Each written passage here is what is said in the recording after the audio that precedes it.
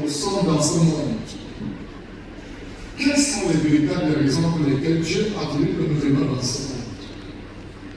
Quelle est la véritable raison pour laquelle Dieu a permis que nous soyons dans ce monde? Ou alors, quelles sont les raisons qui ont poussé Dieu à nous créer et à nous faire vivre dans ce monde?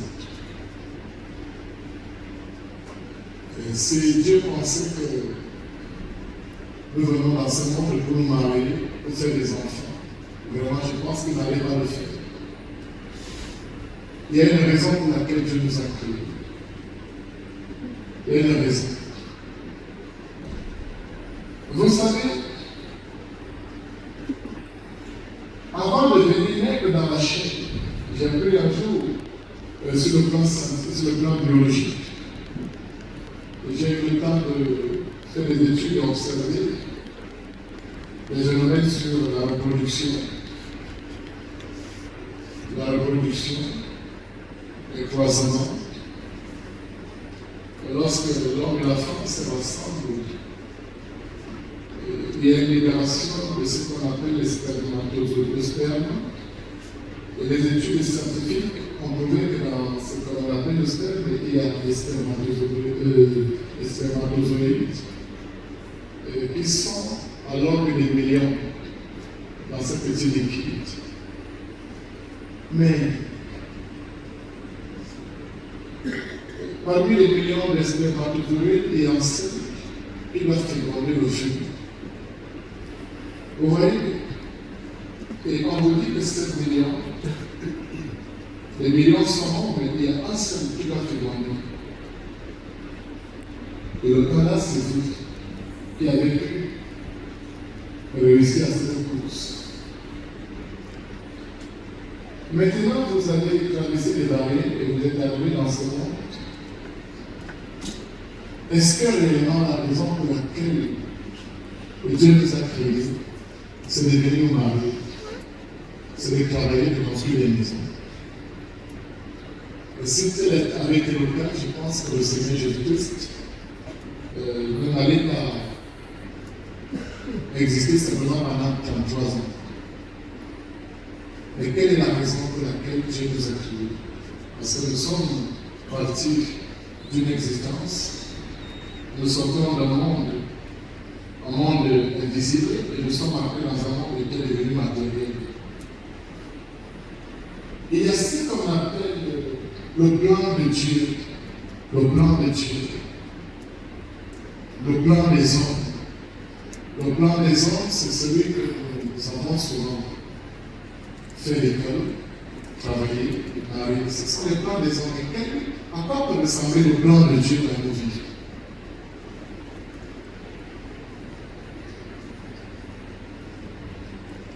Quand j'avais déjà fini les études, beaucoup de personnes autour de moi venaient et me disaient: pourquoi tu ne fais pas les concours? Pourquoi tu ne cherches pas le travail? Il y en a certains qui commençaient à penser que j'étais fou. Un jour, j'avais répondu à l'un et je disais que je ne sais pas vraiment. C'est nécessaire que je trouve un travail. Parce que lorsque j'ai visité les morgues, j'ai vu beaucoup de travailleurs dans les morgues. Alors je ne sais pas si c'est le but que nous devons atteindre. Dans les Saintes Écritures, Dieu dit de chercher d'abord le royaume des cieux. Premièrement, c'est la première chose que je vous recommande de chercher. Alors c'est ça qui était devenu ma préoccupation.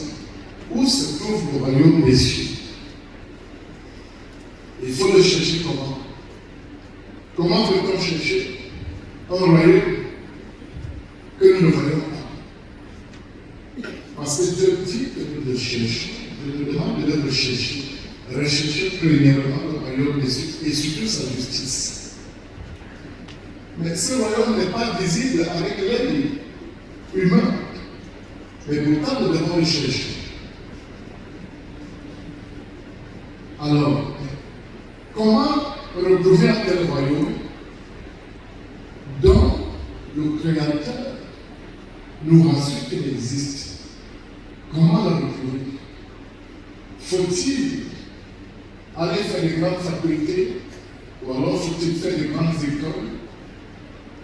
Parce qu'un jour, avec ces connaissances, nous aurons peut-être la trajectoire par laquelle nous allons passer pour arriver. Non, ce n'est pas ça. Recherchons le royaume des cieux. Ça a été devenu ma préoccupation, une préoccupation d'ordre majeur, parce que je voulais trouver ce royaume. Avec la grâce de recevoir la parole telle que vous la recevez ce matin, parce que vous n'êtes pas venu en ce lieu pour visiter un homme. Personne parmi nous ici n'est venu ici parce qu'il est venu me visiter. Si ça avait été une affaire d'un homme, personne ne serait venu. Mais tous sont venus, même si vous ne savez pas pourquoi vous êtes venus. Vous êtes venus parce que vous savez qu'il y a un Dieu qui utilise un homme. Et vous savez que ce lieu est appelé maison de Dieu. Mais un Dieu qu'on ne voit pas. Un Dieu qu'on ne voit pas. Alors c'est l'opportunité que j'avais reçue aussi. Au travers des normes, la plupart des temps, il faut le noter. Dieu n'a pas de corps. Le Dieu qu'on prêche n'a pas de corps. Il n'a pas de corps animal. D'ailleurs, il n'a pas besoin de dire que cet organisme est de rien. Mais pour exercer son autorité ou pour parler à son temps, il utilise encore.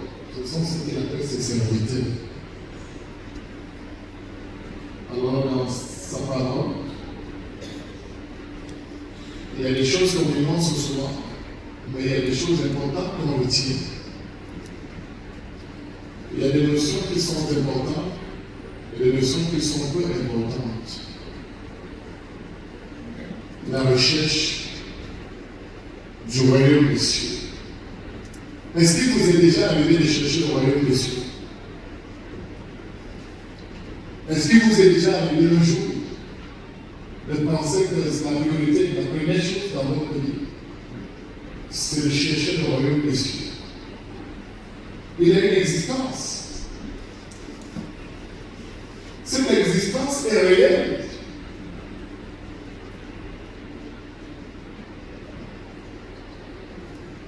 Un sorcier qui essayait d'expliquer les mécanismes de la sorcellerie, il démontrait que lorsqu'ils sortent de leur corps physique, ils s'en vont à la dimension où ils se rassemblent avec d'autres qui partagent les mêmes expériences qu'eux. Ils sont dans une dimension où ils se rassemblent en dehors de ce corps. Et lorsqu'ils se rassemblent dans un endroit, ils font des incantations et se décident. Ils se décident d'aller affronter une personne qui est venue à l'église comme vous êtes venu ce matin.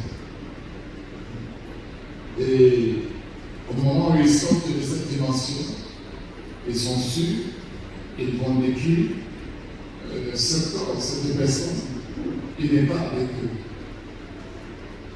Ce qu'il retient dans cette expérience, il dit qu'au moment où il arrive,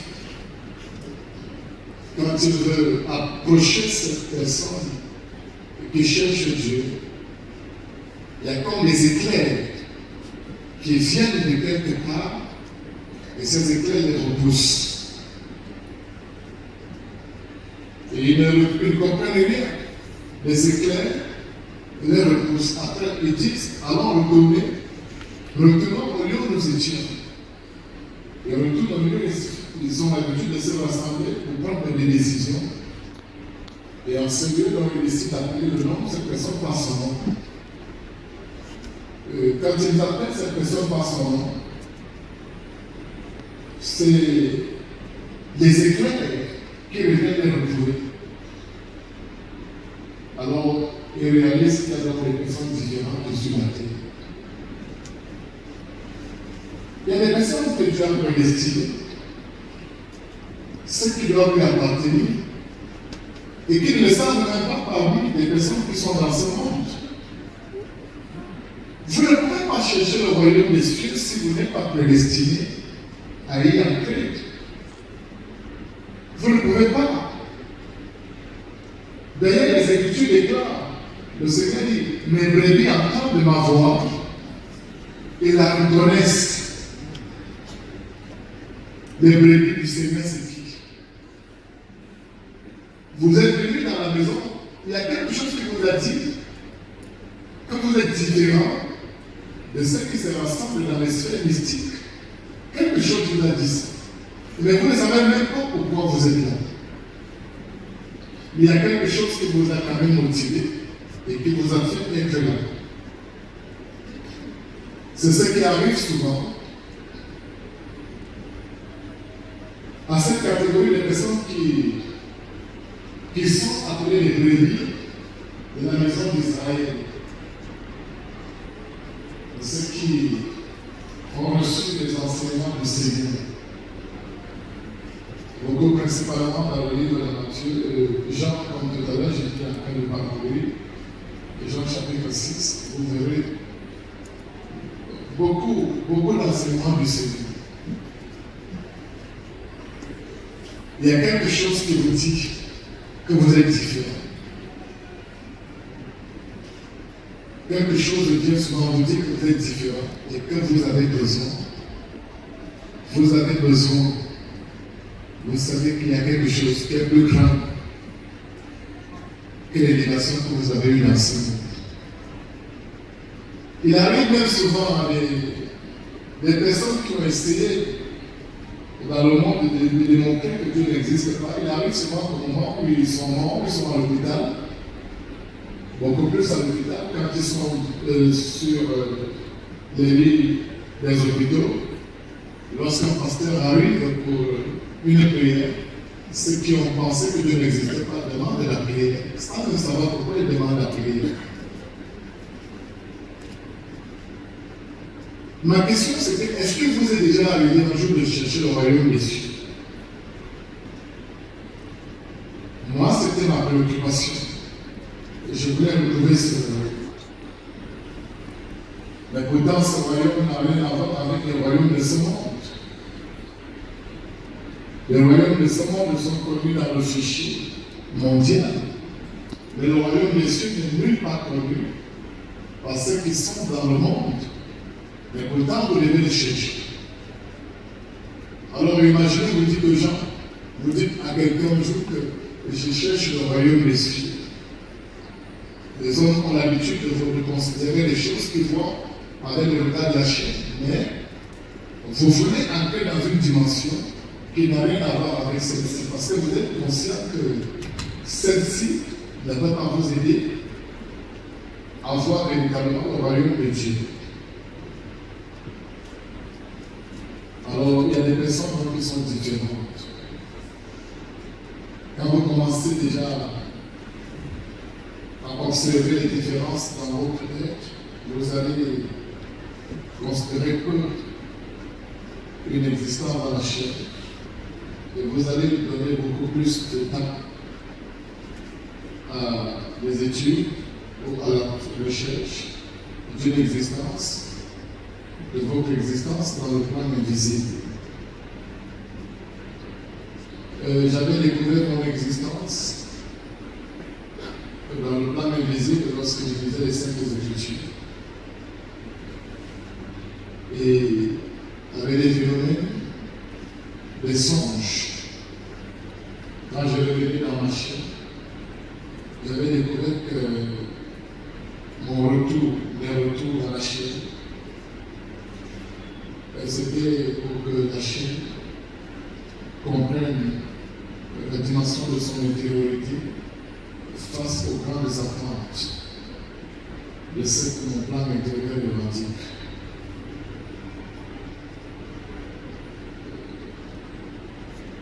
C'est pour cette raison que quand vous arrivez à cette dimension dans le plan spirituel, si vous êtes jeté en prison, cette prison vient juste de renforcer votre capacité dans la méditation. Parce que vous êtes conscient que vous devez perdre ce corps un jour. Ce corps va se perdre un jour, mais il y a un qui continuera de vivre. Il va continuer de vivre. Si nous considérons que ce corps est un temps qui va vivre pour un temps, et si celui qui est à l'intérieur doit vivre pour l'éternité, celui qui est à l'intérieur, donc, il devra vivre, il devra aller. Il y a quelqu'un parmi vous qui m'a envoyé une expérience dans mon téléphone, quelque chose qu'il a reçu aussi du Nigeria. Très vrai, un témoignage d'une église. Un jeune homme, dans le Seigneur, avait décidé de faire un voyage sans dire à ses parents, parce qu'il était étudiant, mais il restait très dans une église comme vous êtes dans cette église ce matin. Sur le chemin, ils avaient fait un peu mot. C'est comme ça que tout ce qui était dans le véhicule était bon, y compris lui-même. Dans son témoignage, il explique qu'il avait simplement vu lui-même en dehors et il voyait le corps. Et quand il regardait, il n'avait même pas pu reconnaître son corps. Déjà dans le cas où il était considéré comme mort. Il voyait les corps, mais il n'avait pas reconnu son corps. C'est ce qui arrive la plupart des temps quand vous arrivez à cette dimension, dans certaines expériences, quand vous êtes face à une chose. Lorsqu'il a vécu, vous ne reconnaissez plus ce corps. Même lorsque les visionnaires montent souvent pour revenir, il y a des moments où je demande à manquer dans leur corps. Peu de personnes reconnaissent souvent leur corps lorsqu'ils reviennent d'un voyage spirituel pour rentrer dans la chair. Alors ce jeune homme, il raconte que quand il y avait eu dans ce choc, tout ce qui était dans le véhicule était mort, y compris lui-même. Mais à la dimension où il était déjà mort, il voit lui-même, il voit les morts. Il voit comment les personnes viennent de partout pour venir, pour les secours, les déplacer. Mais il croyait toujours qu'il continuait de vivre. Il savait qu'il était toujours en vie et il croyait que le corps là, dans les corps qui étaient écrasés partout, qu'il n'y avait pas de corps. C'est donc comme ça que les services d'ambulance arrivent et portent les différents corps et on les amène et on réalise donc que lui, son cœur battait encore un peu. Quand on les amène aux urgences, il dit dans son témoignage qu'il avait suivi. Il avait suivi l'ambulance qui a amené les corps. C'est à un moment où il voulait parler à quelques personnes qui étaient encore en vie, il parle, personne l'écoute. Et il va toucher, sa main ne touche plus les hommes physiques. C'est là où il réalise donc qu'il est mort, et qu'il a peur de mourir parce que son corps il voit quelque chose. Et il regarde un peu plus, il voit un petit lien qui est connecté à lui qui est placé. À l'hôpital, ils sont examinés après quelques minutes, comme on déclare sa mort. Il reconnaît son corps. Il reconnaît son corps. Mais il ne peut plus appeler dans son corps parce que ce corps est décrit. Ce corps vient d'être décrit par un accident. Mais il regarde son corps, il ne peut plus appeler. Il veut appeler, mais il ne peut plus appeler dans ce corps parce que ce corps est décrit. Alors, il pense qu'il a fait un voyage où il n'a pas averti à ses parents. Il sait qu'il est déjà mort. Il n'a plus de corps. C'est comme ça donc, à cette dimension, il se décide de retrouver d'abord chez ses parents. Bien aimé, à cette dimension, les déplacements ne se font pas comme les déplacements dans la chair. Ce sont les déplacements qui se font avec la vitesse de la pensée. Et c'est comme ça qu'il se trouve dans chez lui. Il voit son père au salon en train de regarder la télévision. Il va parler à son père à l'oreille, son père ne l'écoute pas. Il veut toucher son père, la main ne touche pas son père. Je parle de quelque chose de très vrai. Il veut toucher son père, il veut toucher quelque chose pour faire des bruits, et rien. Il réalise donc qu'il est vraiment mort. Et après donc, il pense à sa mère, il va trouver sa mère dans la chambre. Et il trouve que sa mère est inquiète. Sa mère était inquiète. Sa mère ressent une présence. Et vous avez déjà arrivé de ressentir une présence. C'est ce qu'on appelle la présence d'un esprit. Sa mère était inquiète. Et elle ressent sa maman. Lorsque l'enfant mort, l'esprit entre dans la chambre de sa maman, elle sent qu'il y a quelqu'un qui est là. Elle sent, mais elle ne le voit pas. Elle ne voit pas la personne donc qu'elle ressent. Et elle se lève malgré elle. Elle s'en va retrouver son mari au salon. Elle dit à son mari que j'ai un mauvais pressentiment pour notre fils. Est-ce que tu as eu de ces nouvelles depuis qu'il est parti de la maison hier? C'est là où son père lui dit, ah, c'est un grand garçon déjà parlé. La mère, comme les femmes toujours, la mère dit non, appelle ton fils. Quand le père prend le téléphone pour appeler son fils, c'est dans le détail qu'on décroche. On lui dit, vous êtes le père de tel, oui, votre enfant a fait l'accident. Nous avons son corps ici à la mort. Alors, ses parents commencent à pleurer. Ils regardent ses parents pleurer. Et ils voient comment ses parents partent de la maison et ils s'en vont à la mort.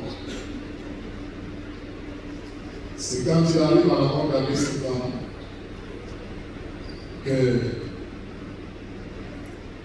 qu'il réalise qu'il n'a pas pu revenir dans ce monde. Alors, il y a une direction qui lui est offerte. Il se trouve dans un espace. Et à un moment, il se trouve dans l'espace, il voit qu'il est assisté par deux anges. Les deux anges ne lui parlent pas, mais il est conscient qu'il vient de laisser son corps à la mort et qu'il est déjà mort. Et il y avait deux anges, et les anges ne lui parlent pas parce qu'ils n'ont pas reçu les ordres de lui parler. Alors il regarde les anges et se pose des questions. Qui sont ces personnes? Mais dans son esprit, il revient se retrouver rapidement parce qu'un jour, il avait reçu les enseignements du Seigneur. Et pendant donc qu'il se posait des questions, c'est comme ça qu'une lumière apparaît devant lui. Une forte lumière. Et au moment où la forte lumière apparaît, les deux anges se prosternent. Les deux anges se prosternent devant la lumière et la lumière se transforme. Le Seigneur Jésus est présent.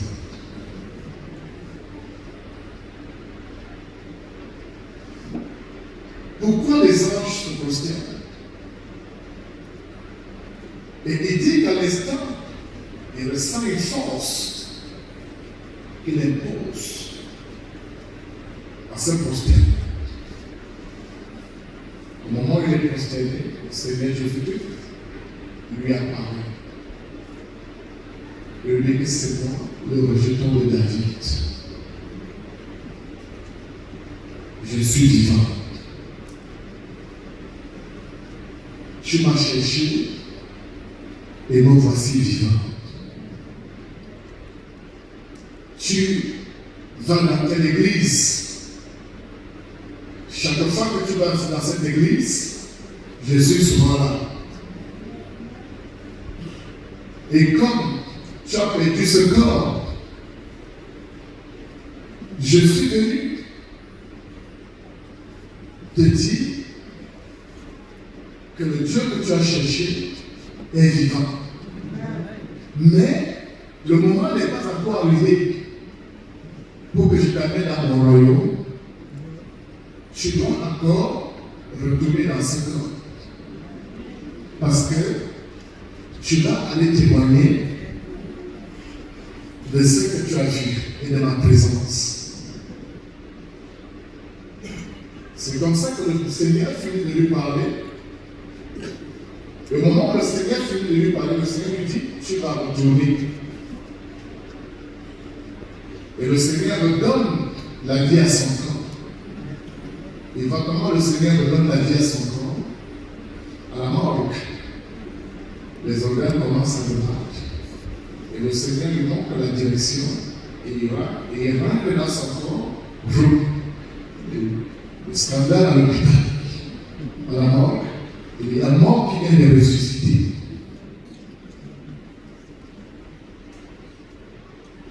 On le ramène donc à l'hôpital. On vérifie que son rythme cardiaque est normal. Il passe encore quelques heures.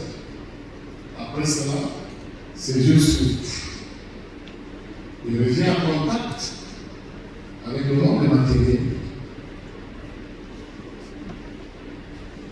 Au moment où il est rétabli, les médecins se réjouissent d'un exploit qu'ils viennent d'opérer, de faire quelque chose de plus grand dans la médecine, mais sans savoir qu'il y a un qui a donné la vie à ça. Alors, quelques temps après, ce jeune homme, il s'est rétabli. Et lorsqu'il s'est rétabli, il est ramené dans son ministère. Un ministère avec une grande foule. On annonce son arrivée parce que l'information était déjà partie. On annonce son arrivée. Les pasteurs l'appellent. Au Nigeria, c'est des ministères avec beaucoup de pasteurs. Les pasteurs l'appellent à l'hôtel. Et lui demandent de jurer qu'il ne dira que la vérité. Parce qu'il y a quelque chose qui s'est passé. Alors, nous voulons que tu partages cette expérience. C'est comme ça qu'il raconte comment il faisait ce voyage à l'insu de ses parents et comment tout s'était passé et jusqu'à ce qu'il était mort, jusqu'à ce qu'il avait rencontré le Seigneur. Je voudrais dire à quelqu'un que cette situation n'est pas seulement dans la vie de ces jeunes hommes. Il y a plusieurs personnes qui ont nourri ce corps, mais qui ne savent pas que ce corps va se détruire un jour. Alors imaginons un instant, si ce jeune homme avait été dans une assemblée chrétienne. Bien aimé, le simple fait où tu écoutes déjà régulièrement l'évangile et crois en l'évangile du Seigneur Jésus, tu lui appartiens déjà. Le simple fait que tu écoutes dans l'évangile et crois en l'évangile, tu lui appartiens déjà.